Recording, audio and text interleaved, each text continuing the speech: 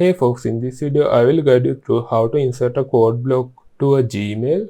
So first of all, go to Gmail and click Compose. So here let's say you are trying to send an email to someone and you want to insert a code block. So the proper way to do this is use a separate font to insert the code block. So let me show you how to do that. So first of all, write your email.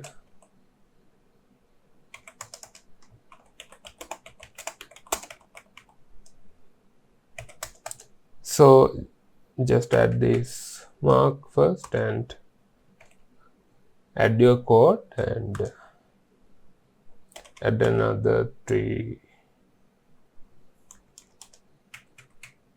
this symbol and in here select this text and click on format options and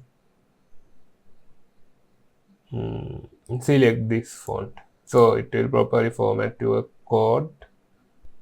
After code mark finish, add your other text and let me send this to someone and show you how it looks like.